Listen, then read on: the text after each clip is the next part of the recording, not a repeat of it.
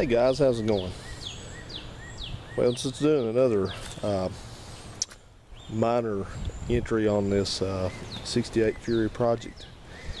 And in this segment, I'm just going to give you a little overview of this heater box that I've been working on. I got it out several days ago. And so I've got the old time work table set up out here. It's a beautiful day today. 78 degrees out.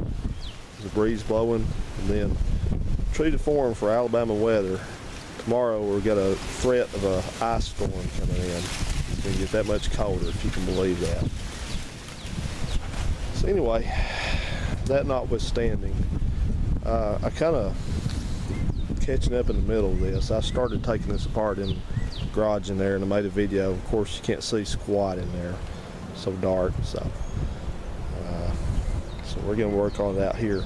I've went ahead and disassembled it, and there's no real mystery to these, how you disassemble one of these heater boxes. This is a non-air conditioned car heater box, and I'll just kind of roughly assemble it back the way it was without putting screws in it. But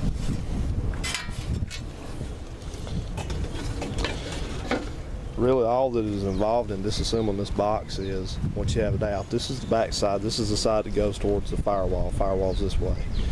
And you just take all the screws out that you can find that appear like they would hold something in place here. And that's just what I did. So I went ahead and did that, and then it just came right apart. You just take the fan housing off.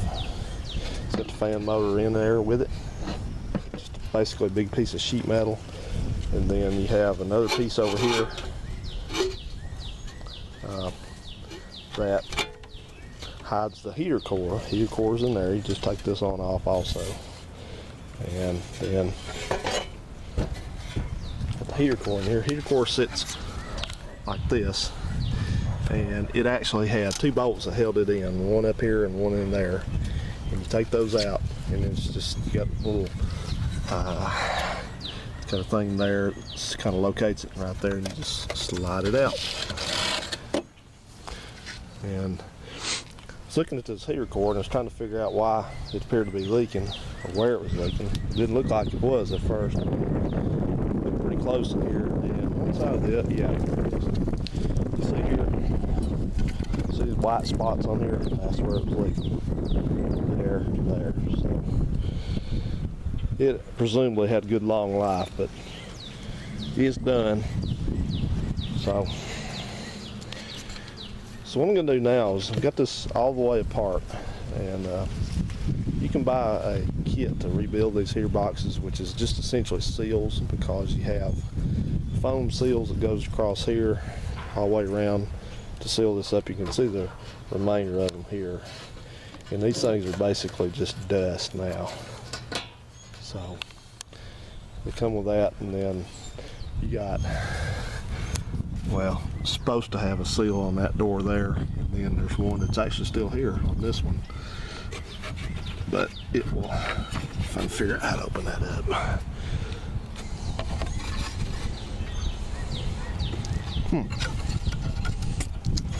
Oh, it's sitting on it, that's why.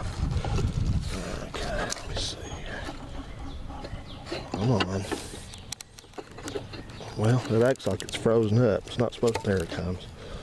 There it is. Opens up, but got a seal on that, so the kit does come with that also. So anyway, it comes with everything to overhaul this thing. So that's what I'm going to do. I'm just going to clean it up today. Clean it up, clean it out. And like all these Mopars of this vintage, this heater box is made of this very fragile Fragolium fiberglass resin type material. So be very careful with this thing. When you go start taking it out and taking it apart, don't force anything. If something doesn't want to come loose, study on it till you make sure you know what you're taking apart. So I can tell the heater box is definitely heater core is definitely leaking, because this is supposed to be bare metal, and it's really got a big case of rust on it. So, and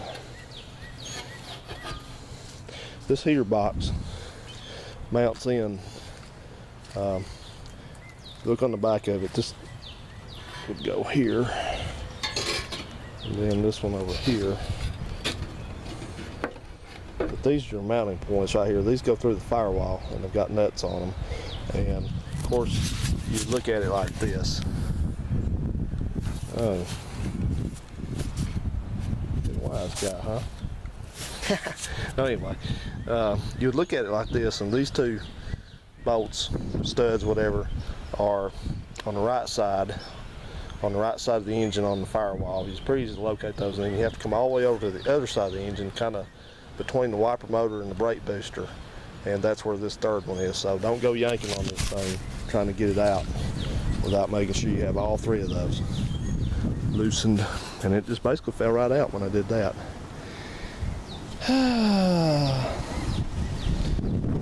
So yeah, and with the tubes coming through the firewall like that, and there being no access to this heater core, you have to take this box out to change the heater core. And I kind of dodged a bullet on this because this is, like I said, this is non-air conditioned, and the heater core for this one's reasonable. It's about $50. But if this was an air conditioning car, the heater core for it's about $200 and something. So there's my nemesis over there. Dog can't even breathe. Too many cigarettes. All right, guys. Well, I'm gonna stop wasting time here running my yapper and get cleaning. There's a robin. You know what they say, guys. When you see a robin, you know spring's on its way. I checked the weather, and we're gonna have this last hard cold snap, and then the temperatures during the day are gonna start going up into the 60s, and I saw 70 on one day. So yes, I'm more than ready for warm weather again. Thanks for watching. Have a good one.